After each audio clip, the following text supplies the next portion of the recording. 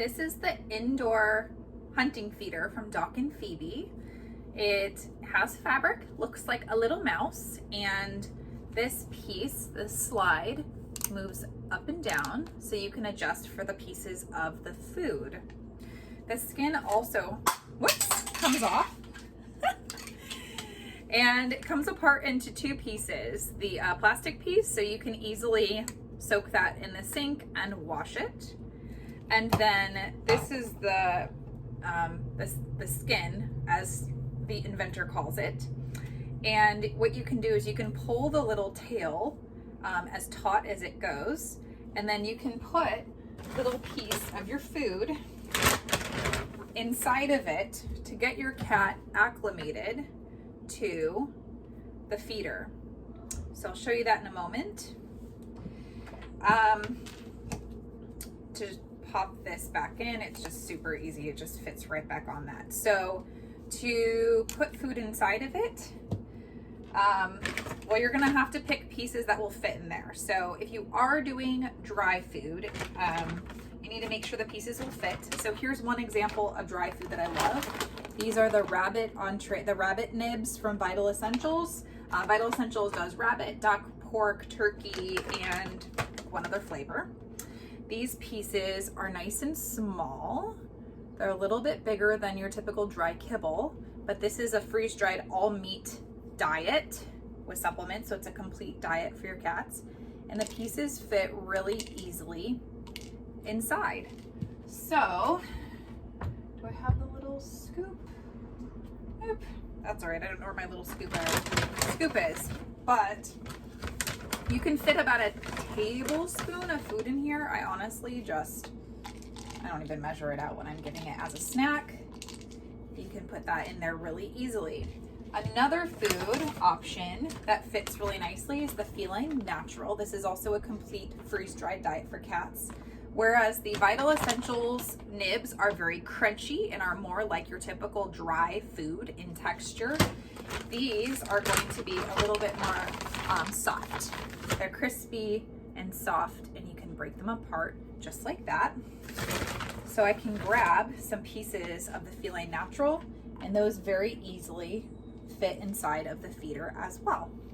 So then I'll show you what for a cat that is well seasoned and knows how to use this, I would close it most of the way based on the pieces, because this is a much bigger piece, for example, and that could maybe come out of there, but I might need to open that a little bit more so it's not too difficult and doesn't get caught in there. But for smaller pieces, let's say I was using these fun treats, which are really, really tiny. See how tiny those are? If I were using those, I'd want to close this all the way so they wouldn't all come out at once, because that would spoil the fun. Okay, so hopefully that makes sense. Other cool options would be treats. These little shrimp are gonna fit inside of there. And then these are bigger pieces of freeze-dried chicken. Those will fit in there if you pop those apart a little bit. So for example, that's really big, that's not gonna fit. But if I were to undo and break up this treat into a few smaller treats, that's gonna be another awesome option for the feeder.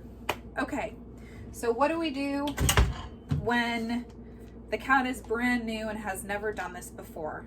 I will show you. Hey, it's me and Dula on the floor. Okay, so let's say that this is your normal placemat and bowl that you use, and this is your normal feeding station. What you'll do is you can put some food in the bowl, but not all of the food, just a little bit. And then you're gonna take your Doc and Phoebe skin, you're gonna pull the tail, and you're gonna put a couple pieces inside, and you're gonna leave that right by the bowl, because this is where your cat is used to eating. And let's just see if she can figure it out. Good girl, Tula. If your cat was not immediately interested in it, you might have to kind of move it around and show them, like, hey, this is a fun feeder.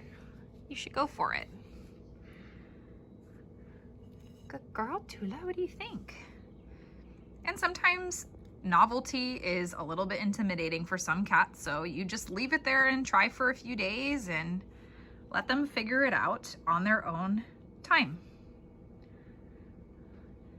But just using it with the skin without the blue piece itself is easier for cats to figure out. It's nice and lightweight. They can flip it around like a toy. It's usually not as intimidating for cats when they're just starting out. Okay, cool. So once your cat masters the skin by itself, then you can offer them the Mousy. I'm gonna open it all of the way. So, and this may not happen the same day. This might be several days afterwards or a couple weeks afterwards. Every cat's different. So open the slide all the way so that it's really easy for the cat. And look at all of those, about 4 pieces came out when she did that. This is kind of like a slot machine where you want them to feel like they're winning, so it's really exciting.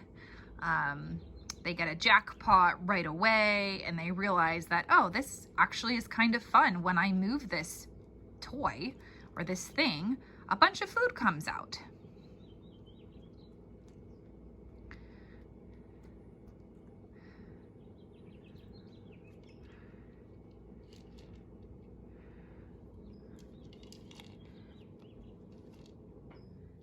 Perfect. So then you would proceed to feed the cat in this way for a day or 2 or a week, just however your cat needs to feel confident and comfortable and excited that they're going to be getting this food. Once your cat has mastered that step, you're going to adjust it closer to the size of the pieces and make it a little bit harder. And then you don't have to feed it by the bowl anymore. You can move it around the room. You can kind of make it a little bit harder.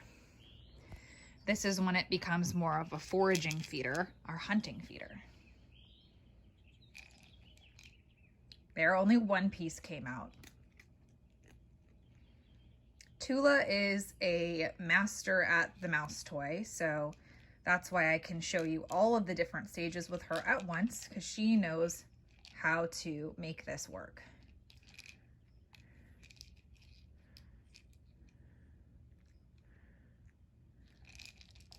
Now, if at any time your cat gets up and walks away and is not playing, didn't get all of the pieces out or gives up really quickly, try sliding it open just a little bit more, because you don't want your cat to get frustrated. You want this to be a really fun activity.